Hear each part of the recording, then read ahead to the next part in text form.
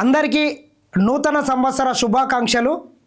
మరొకసారి కొత్త సంవత్సరం మీ అందరి జీవితాల్లో కూడా కొత్త వెలుగులు నింపాలని మరొకసారి కోరుకుంటూ మా ఎస్ఎన్టీవీ ప్రేక్షకులందరికీ కూడా మా ఛానల్ను ఆదరిస్తున్నటువంటి ప్రతి ఒక్కరికి కూడా ప్రత్యేకంగా పేరు పేరున నూతన సంవత్సర శుభాకాంక్షలు తెలియజేస్తున్నాం. మరి ముఖ్యంగా కొత్త సంవత్సరంలో కొత్త ఆశలతోని అందరూ తమ తమ లక్ష్యాలను నెరవేరే విధంగా ప్రయత్నం చేయాలని మరొకసారి మీ అందరిని కోరుకుంటాం.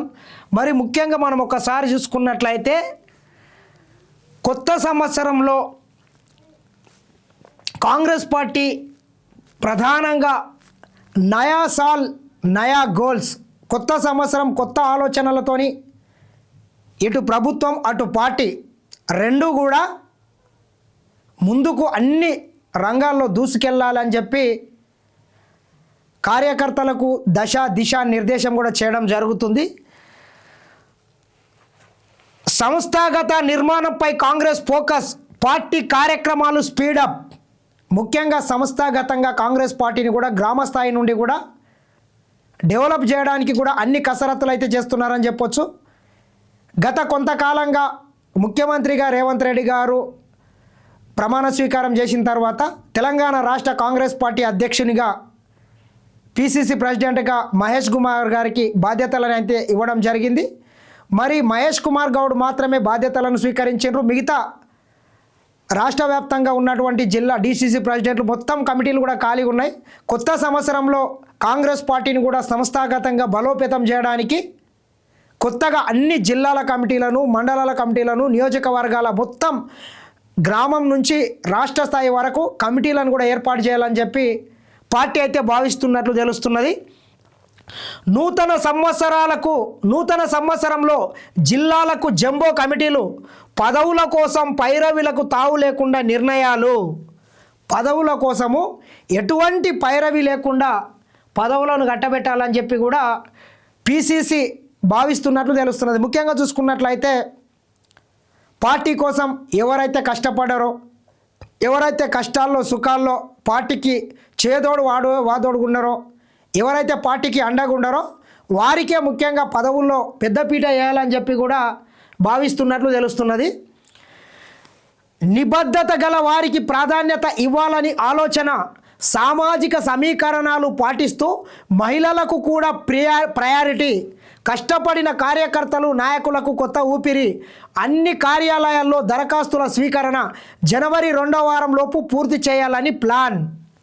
జనవరి 2వ వారంలోపు కాంగ్రెస్ పార్టీకి సంబంధించినటువంటి కమిటీలను అన్నింటినీ కూడా ఫుల్ఫిల్ చేయాలని చెప్పి కాంగ్రెస్ పార్టీ కూడా సంస్థాగతంగా పార్టీని బలోపేతం చేయాలని చెప్పి ముందుకెళ్తున్నట్లయితే మనకు స్పష్టంగా ఆదేశాలు అయితే కనబడుతున్నాయి. ఇక కాంగ్రెస్ పార్టీ నిజంగా చెప్పాలంటే 2025 కొంత కాంగ్రెస్ పార్టీకి అన్ని రకాల కలిసి వచ్చిన ఇయర్ అని చెప్పొచ్చు. ముఖ్యంగా తీసుకున్నట్లయితే 2025 అనేటటువంటిది బీఆర్ఎస్ పార్టీకి కొంత పీడ కళని మిగిల్చిందని మాత్రం చెప్పొచ్చు. ఏ ఎన్నిక వచ్చినా అది కంటోన్మెంట్ కావచ్చు, అన్ని ఎన్నికలలో జూబ్లీల్స్ కావచ్చు, తర్వాత జరిగినటువంటి పంచాయతీ ఎన్నికల్లో కావచ్చు, బీఆర్ఎస్ పార్టీకి పెద్ద ఎత్తున డ్యామేజ్ జరిగింది. వాళ్ళు అనుకున్నటువంటి వాళ్ళ సిట్టింగ్ స్థానాలను కూడా కోల్పోయింది.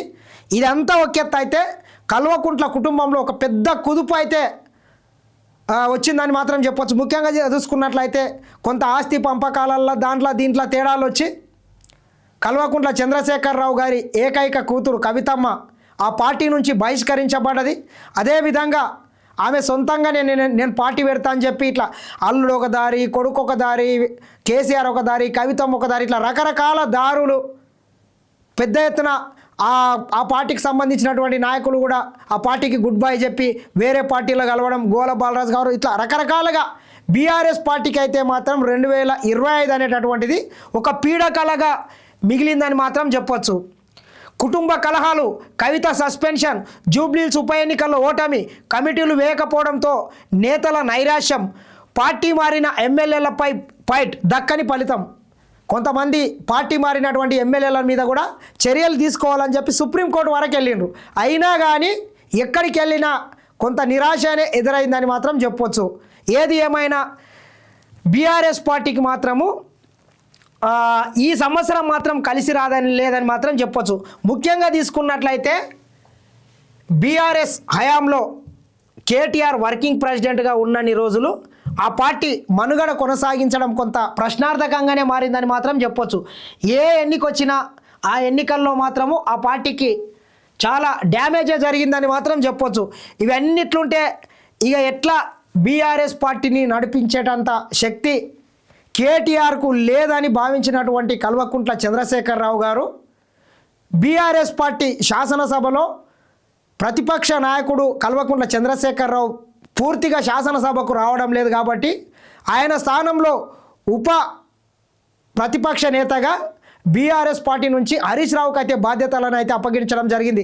ముఖ్యంగా తీసుకున్నట్లయితే గత సంవత్సర కాలంగా కావచ్చు 2 ఏళ్లలాగా జరిగినటువంటి అనేక పరిణామాల్లో కేటీఆర్ అనేటటువంటి వ్యక్తి పార్టీని కొంత ముందుండి నడిపే ప్రయత్నం చేసినా కానీ ఏ ఎన్నిక తీసుకున్నా కేటీఆర్కు ప్రతికూల ఫలితాలు రావడంతో పార్టీలో కూడా అంతర్గతంగా కేటీఆర్ నాయకత్వానికి చాలామంది విముఖత వ్యక్తం చేయడంతో కొంత కేటీఆర్ని సైడ్ చేసి హరీష్ రావుని కొంత మీనికి లేపాలనేటటువంటి ఉద్దేశంతో ప్రధానంగా మరి ఉప శాసనసభ పక్ష నేతగా హరీష్ రావుని అయితే ప్రకటించడం జరిగింది. దీన్ని బట్టే మనకు స్పష్టంగా కనబడుతున్నది కేటీఆర్ వల్ల ఏది కాదు, కేటీఆర్ ఒకటి అనుకుంటే అది ఇంకోటి జరుగుతుంది, పార్టీని నడిపేటంత శక్తి ఆయనకు లేకుండా పోయింది. చాలా విషయాల్లో ఆయన కొంత జోకర్ కింద మిగిలిపోతున్నాడు. ఏది మాట్లాడే దానికి క్రెడిబిలిటీ ఉండట్లేదు కాబట్టి ఎంత పడితే అంత మాట్లాడుతున్నాడు. కాబట్టి ఈయనని పార్టీ నుంచి తప్పించాలనేటటువంటి ఉద్దేశంతో ప్రధానంగా కొంత హరీష్ రావుని యాక్టివ్ చేయాలనేటటువంటి ఉద్దేశం కొంత పార్టీల నుండి కూడా ఎమ్మెల్యేల నుండి కూడా కింద గ్రామస్థాయి నాయకులతో కూడా కొంత హరీష్ రావుకు సఖ్యత ఉండడంతో హరీష్ రావుని కొంత యాక్టివ్ చేసి కేటీఆర్ని కొంత పక్కకు పెట్టే విధంగా మాత్రం పావులు కదుపుతున్నాయని మాత్రం చెప్పొచ్చు. ఇది వివిధ దినపత్రికల్లో వచ్చినటువంటి ప్రధానమైనటువంటి వార్తలు. చూస్తూనే ఉండండి SN TV.